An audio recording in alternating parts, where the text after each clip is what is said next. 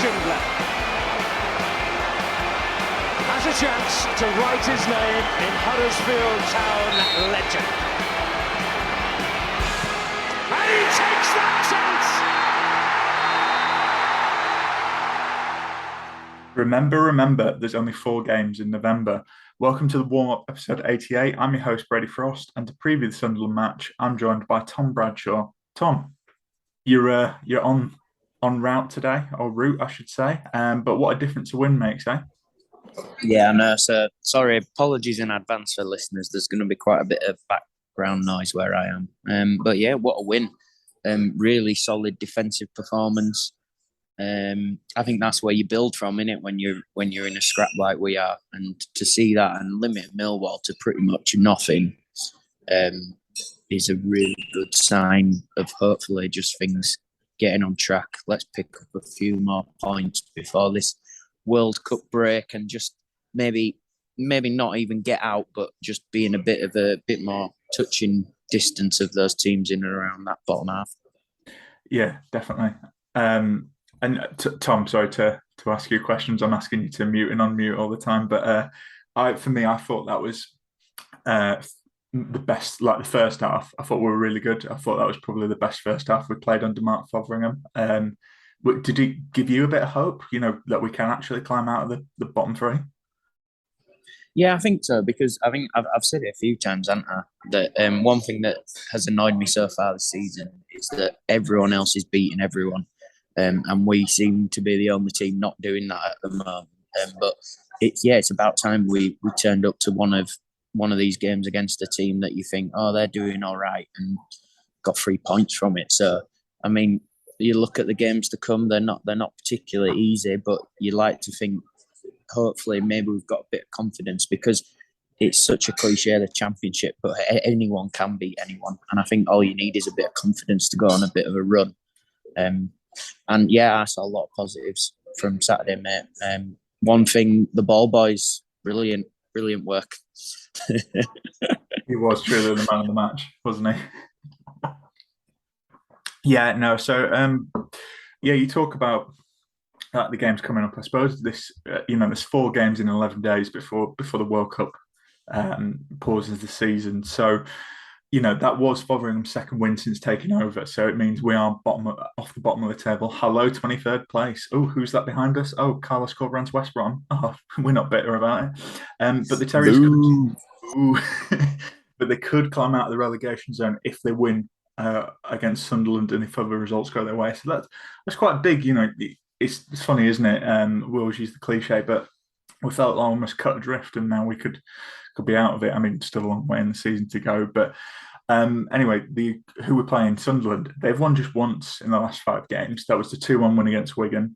This is 16th in the table at time of recording, although there's some fixtures being played in the league this evening. Coventry, Blackburn, and Hull, Middlesbrough. Maybe some ones to keep an eye on there for you Town fans. I mentioned it there, Tom. There's 4 games to Town in 11 days before the World Cup. Do you think this is a game they need to prioritise, this home game against Sunderland?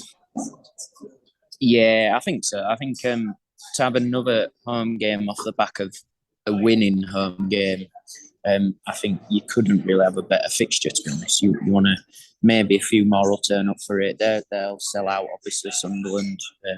Should be a decent atmosphere. And yeah, I mean, you look at their run at the moment. Yeah, like you said, one win in 5, and it's only 1 win in 8, isn't it? A couple of draws thrown in there. They've not particularly kept a couple of clean sheets recently either. So you're kind of hoping, yeah, let's build on Saturday. Maybe be a bit more clinical in front of goal and just keep it tight again. I know it gets boring sometimes, but when you're down there, when you're down at the bottom, one of the main things is just keeping clean sheets, and then knowing that at least you come away with a point at the end of the day. But yeah, I remember at the start of the season, Sunderland fans were quite confident this year. I mean, they've got an all right squad. I just thought they were lacking in a bit of depth potentially, and that might be showing now coming into this stage of the season. Maybe the World Cup break will be really handy for them. I think they'll be looking now let's just kind of stabilise these 4 games and go in not in that bottom 3 potentially, because it's so tight, you can easily get dragged into it, can't you? Do you want to talk about some of their players then, Brady? Yeah, let's do it. You talked about how they need to kind of hobble onto the World Cup. They've lost their strikers, so they've been playing Alex Pritchard up front, which I think from his time at Town, we know that's probably not his best position. Or you could ask most Town fans and they'd say not on the pitch at all would be his best position. But who do you want to talk about? Tom, we've talked about Pritchard there, but he's going to have a great game against us, isn't he? This is the law. This is the law of football. He's going to have a brilliant game against us, and there's nothing we can do about it. Yeah, exactly. That always happens, doesn't it? They've been really unfortunate with us. There's the striker problems because, Sims had a really good start, didn't he? And Stewart as well. Stewart's something like 5 in 7, which is what a return for your kind of first season in the Championship. So then you kind of look at the rest of the squad, and obviously there's a noticeable name on there, and it's Alex Pritchard, who was a really good player for them last year. He's picked up a couple of man of the matches already this season for him as well. So I think it's revitalised his career dropping down to League One, and it'd be really interesting to see if he can kind of carry on the way he did at the start of the season with Sunderland in the Championship. Because I don't think he was terrible for us, but he just never got going. He didn't offer anything that he did at Norwich, did he? Or Brentford. There was none of that creativity or spark that you really saw when he was at those teams. He's obviously going to turn up with a goal against Town when Town fans, I'm guessing, they're going to boo him on. I don't even think he deserves a booing because he was just so meh. Yeah. It wasn't really his fault that he was a bit crap. I don't think. I just think it just didn't work, did it? So I've got Luca 9 as someone that always stands out for me. I think he's one of those players that really reminds me of kind of Duncan Watmore and Joe Lolly. Do you know what I mean? A bit kind of rogue. Maybe you look at him sometimes thinking, how's this lad a professional footballer, the way he kind of does things, executes the ball and stuff like that. But I've always liked him. He gets stuck in. He's kind of one of those players that's a bit of a fighter, and then pops up with the odd assist and goal now and again. So be interested to see if he starts playing. He starts on Wednesday night. Yeah, I think he probably will. 09 famous in pre-season, played Jose Mourinho's Roma, and Jose Mourinho was unhappy with how he's tackling his players. So it could give you an idea of what to expect on Wednesday night. I had picked Jack Clark for this, but he's actually suspended, which I think is a relief because he's had 4 goals and 6 assists. I think, obviously we know him from the other team in West Yorkshire, but I think he's found his feet there, so it's a good job he's suspended for that one. Because we've got issues of our own with good wingers who are crucial to the team. Because obviously Sorba's suspended for this, picking up too many yellows. So, and it's kind of interesting. We'll get onto you're the boss, but we are missing some players. So interesting what Fotheringham's going to do tactically. But we've talked a little. I'm probably going to go for Pritchard as well. Although I do quite like Dennis Sirkin, who's a former Spurs player, left back. He's getting rave reviews, so he's one to watch out for. But yeah. Anyway, Tom, because you're travelling, I went back to do View from the Other Side. So, thanks, Brady. That's really appreciate that. It's all right, mate. You're down in the south, so I thought getting you to go up to Sunderland on short notice. So I made my way to Sunderland, and I spoke to Malcolm from the Sunderland fansite Roker Report, and here's what Malcolm had to say. We've lost to a pub side. We've literally lost to a pub side. Hi Malcolm, thanks for joining me. So it has been a while, but how did Alex Neil leaving affect Sunderland, and what have you made to Tony Mowbray's start as Sunderland boss? Hi Brady. On Alex Neil, it's a bit of a mixed one, if I'm honest with you. Alex definitely built a good team spirit, and obviously we had some very good results early in the season. But the fact of the matter is, if he's not interested in the long-term plan that the board have got and the club have got, then we're well rid of him. We might as well let him go. In terms of Tony, Tony has definitely continued with that positive team spirit. He's definitely embracing youth, and in places he's having to, because we've got a lot of injuries, so we're having to blood some of the young players that we brought in probably earlier than ideally we would. We've had to navigate through a period with no strikers since we comprehensively beat Reading 3-0 away a number of games ago. We've still scored goals. We've still created opportunities against better sides. So yeah, in summary, I think Tony is a better option for the long-term plan, and he's managed to get a tune out of a very injury-hit side and some very young guys. So I'm looking forward to the future with him. And he knows the area as well. He's a northeastern lad, so he gets us. So yeah, hopefully he can help us stop the rotating door of managers too. What have you made to your start in the Championship then? In terms of how I feel about the start to the campaign, there's been pluses and minuses, to be honest, Brady. We've had some very, very good early form, both in the tenure of Alex Neil and after Tony Mowbray took over. We've been playing some really, really good football. We won Goal of the Month for the AFL for September with that cracking, definitely Premier League standard moving team football that we played, and Jack Clark finished off so beautifully. As I've touched on before, we've got very, very good team spirit.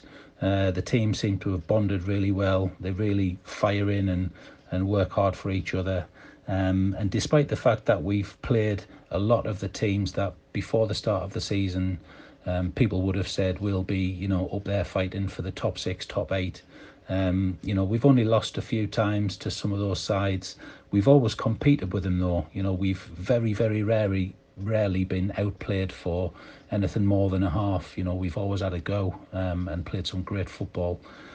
So I'm really happy with that aspect to the start of the campaign. On the downside, we've had just way too many injuries. We've been strikerless for weeks and weeks. There's been some, there's also been some challenges with referees being absolutely terrible, and we seem to be on the receiving end of a lot of that. Some challenges, where we should have got something from the game. We've created loads and loads of chances and we haven't quite taken it from time to time. Obviously, the lack of strikers is part of that. But there's been some real tough stuff to get through. But we're mid-table at the moment, and this season was always about consolidation and pushing for somewhere in the top half if we could do. So hopefully we can continue on that trend, especially now we're starting to get our strikers back. Ellis Sims returned the other night for half an hour, 20 minutes, and already we look like we're welcoming him back with open arms. And finally, what's your score prediction for this game if you had to give one? So in terms of the game on Wednesday evening, my prediction for the score, it's a difficult one because I know Huddersfield had a decent 1-0 win recently to obviously start trying to recover their string of quite difficult results, which they've had for the majority of this first kind of third of the season. I would go for a 2-1 to Sunderland. We are pretty good away. We do play well, as I mentioned earlier. We went to Reading, who at that point were absolutely flying, and we played them off the park and scored 3 cracking goals. So I think we can get a couple of goals. I know Huddersfield have got some good players, and some of the results I think in the early part of the season probably don't reflect the effort and commitment they've put in. One of the factors that is going to be a challenge is, I believe, one of our most talented players, Jack Clark, is suspended for this because of 5 yellow cards. So we're going to have to find a way to work without young Jack down the left wing, who is very, very tricky to handle. But it could go either way, but I'm going to call 2-1 to Sunderland, and a resumption of winning ways for us after we obviously got a draw at the weekend. We need to pick our form back up as well. So I really hope it starts on Wednesday evening. But after the rest of this, good luck to Huddersfield with moving their way back up the table. Okay, cool. So we've heard from Malcolm. Tom, we're going to have a little mini break because this is a mini pod, and we'll come back with a mini mailbag. How many times can I say mini? That's the question. That is the question. Okay, so Tom, it's time for the mailbag. You've got mail. First question we've got is from Dave. He says, not Dave Hartwig, although maybe, who knows. He says, do we try and win this game at all costs and go for it? We're playing 2 teams away in the top 6 after this. It's hard about prioritising games. I always think it puts a lot of pressure, but you look at this, I know we've got Swansea at home right before we break for the World Cup, but these 2 home games, Swansea, they're probably going to go all right. I think every home game you've got to be trying to get 3 points. Basically, you want to make your home a bit of a cliche again, a bit of a fortress. Do you know what I mean? So yeah, I don't know if you prioritise it, but you've got to be thinking, right, this game, this is a win. This is a win. It is really difficult, isn't it? I mean, two tough away games, but like we said, anyone can beat anyone in this league, so you honestly never know, do you? Yeah, definitely. And I think, to be honest, like we have shown in home games like Millwall, we were not so confident. Shout out to Jim, who was like, yeah, we can beat Millwall. We can, we've shown we can do it, and the support does make a big difference. And I think it's no surprise that Fotheringham, I know when he came in, he was talking about playoffs and he was talking about attacking football. All managers talk about attacking football when they come in, but I don't think it's any coincidence that we've had, to get the best out of this team, we've had Danny Cowley, Carlos Corberan, and now Fotheringham playing defensive and trying to counter. I think, we've talked about it and how much money gets invested in Town, but I think, the matter of fact is if you've got a wage budget that's one of the lowest in the division, and you need to get wins. Money doesn't, matter everything. But if you go toe to toe with some of these bigger teams, you might get found out. So I don't think it's any surprise that we've gone for a defensive approach, and it's reaping rewards because we got to play a final based on that. I think we do go for this. You spot on. Like we can win this game. I think it might weirdly be tougher because than the Millwall game, because I think Millwall are a bit off it, but. We should, if we win this, I think it's funny. I think you talked about it with Sunderland. There's so many teams in this league where I think they just want to get to the World Cup and reset. I think Town's priority for this is get as many points as possible. Let's get to the World Cup. Let's reset. And I think we've got a good chance of winning. Why not? Why not? So yeah, cheers to Dave for that question. Mark asks, have you been impressed with Town since we've gone to a back 4? Yeah, I think we have. I think we're a lot more solid defensively. I think it works for us. You saw against Millwall we had 4 players. I know Turton is a right back, and then Jackson filled in there. But at the start of the game we had 4 players who can comfortably play centre back. You look at Nakayama, you look at Turton. In between Lees and Hellick. Hellick was great, I thought, on Saturday, by the way. But I just think it, being more solid, it makes a big difference to us, and I think it breeds confidence in the team. What about you, Tom? Do you think back 4 is the way to go now?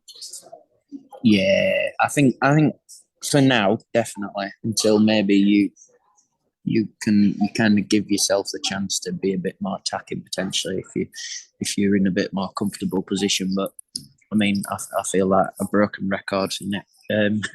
You build from the back, don't you, when you're down there? And the back 4 keeping a clean sheet. It's 2 clean sheets in a row now, isn't it? Yeah, keep that up. I mean, get another one. It's a guaranteed point. I think it's maybe we just don't have the players to be wing backs to it this season. They're maybe just not good enough to do that role, and then the free suffer from it. So yeah, I think stick with something that's working until then it goes tits up. And knowing us this season, it could well go tits up. Yeah. Cool. Okay, so that was our little mini mailbag. Obviously, Tom and I will be doing another pod for the old Blackburn game. But so get your questions in for that. But it's time for You're the Boss. So Tom, obviously there's two. We lined up in that 4-2-3-1. It was 4-3-3 at times. Ooh, formations. So it was Nicholas, Turton, Lees, Helik, Nakayama, Kasumu, Kamara, Thomas, Rodoni, Holmes. Not Holmes. Not Holmes. Holmes came on. Doesn't matter. There were some players on the pitch. Tom, I suppose the main two questions are that right side. Turton's probably going to miss this. We haven't heard for definite, but it didn't look great. Obviously, forced off after half an hour. Thomas is suspended. What would your lineup be for this? What would you do to change it? Yeah, it's tough, that, isn't it? I mean, I guess I don't know what's happened with Kesler Hayden, but I thought when he's played, he's looked quite sharp, maybe in that more attacking role. But then you could even pop in at right back. So I think he's for me, he comes in potentially, but is he even in the plans? I don't know. And then I'm trying to think who else you've got. Ruffles, he's not had a sniff, has he? And then Mahoney, they're probably your three options, aren't they? Really, I'm guessing Mahoney will come in where Sauber is, and then because you've got the delivery, then you've got the set pieces, and then I don't know, right back. I mean, Jackson played there. Jackson, yeah, I was going to say Jackson. Probably Jackson. Probably Jackson's going to go in and then keep it the same. I would. You don't want to change with a team that's just come off the back of a good win, do you? Yeah. No, I'm the same with you. I'd put Jackson at right back because I think Jackson's getting a lot of praise, and I think quite rightly because he's actually, his versatility is going to count for a hell of a lot in this team, and he looks so comfortable with either foot. And it's funny because we've seen Sauber obviously was part of the B team, made the step up, John Russell, but Jackson's kind of been, we talked about it, but been working his way up. Had loans at Doncaster, had loans at Bolton, was captain of the B team, and I'm really pleased for him, because it's like, obviously every player is different and they progress differently, but it sounds like, he's grafted to get here and he's really taking his chance to quote the pod. So I'm really chuffed for him. So yeah, I'd put him at right back. I think I'd put in Mahoney. I don't think Pat Jones is fit for this game. And I think like we said, back four suits us a bit more. The only wildcard I would throw in there is obviously Rodoni, who I think looks better in the middle. I suppose you could put him on the left and put Holmes on the right, and then maybe you've got a space in there. And do you bring Big John Russell back in? That's the question, to do a Fotheringham. It's a good question. It's a good question, but I think something that we've touched on before is poor Jack Rodoni has played almost every position, and if he's settling in somewhere now, do you really want to ask him to do something else straight away? I mean, it's good that he's so versatile, but I think he just needs a run of games in one position to really just get his. Because I think he's playing great, but he's just lacking that thing that you saw at Wimbledon, isn't it? Yeah, just the goals and assists potentially. So, yeah, I'm going to disagree with you for once, Brady, and say keep Jack where he is for this game. That's fine. I'll put that in the pod promo that we had a disagreement and you stormed off and I stormed off. No, I think you're right. You've convinced me there. You don't want to really move Jack. Thing is as well, we've got 5 subs, so if it's not working, you can shift him about. But Kesler Hayden, completely forgot about him, so that's a good shout. Hopefully, he can make the bench if Fotheringham's happy. I mean, we've got Diarra as well. Do you give him a crack? Maybe. Okay, so Amazing Elbow listeners, we've not got one this week. We're only saving that for guests, so we're just going to go straight to the match prediction here. Tom, what are you feeling for this one? I'm feeling more confident than Millwall. I predicted us to beat Millwall, didn't I? 2-0, just because I like to have the confidence on there. So I think looking at them, right, I think them potentially might get a goal, but looking at how many have conceded in the last kind of 8 games, they've conceded quite like 1 or 2 in most games recently. So I'm kind of hoping we're at least going to get a goal. But I'm going to be confident again and say 2-1 Town, Brady. 2-1 Town. Love it. Love it, Tom. I'm also going for a win, just because I think we really need it. And because I'm going, I think it'll be another hard watch at times. As good as we were against Millwall, we probably should have won that game 2 or 3-0, really, if we had our shooting boots on. We haven't really had our shooting boots on this season. I think that's been a problem. So I'm going to go for us to eke out another 1-0. And hopefully we can just, like you say, keep clean sheets, keep picking up points. We're going for 2 wins. What, like we say, what a difference it makes. I know. That was our mini pod. If we sound a bit tired, it's because it is like 8 o'clock in the morning when we're doing this. Just before we shoot, is there anything you wanted to say to the listeners? Any words of wisdom? I don't know. Maybe don't sit in a Weatherspoons and have a lemonade at 8 o'clock in the morning and do a podcast. It probably doesn't sound too good. That is sound advice. I wouldn't recommend having this at 8 in the morning, but when it's evening time, you can have a nice Magic Rock beer, to unwind at the end of the day. Don't forget you can get 10% off all online orders with the code AHTTC10.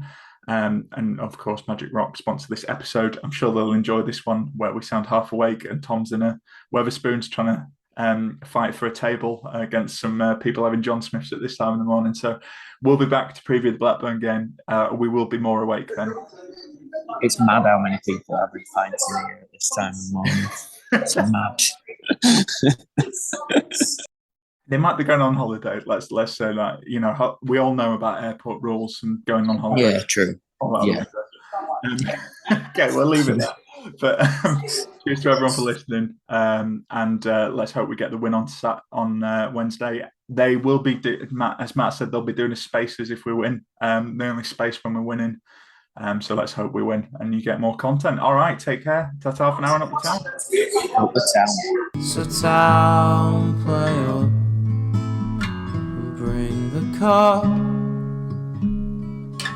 back to Huddersfield.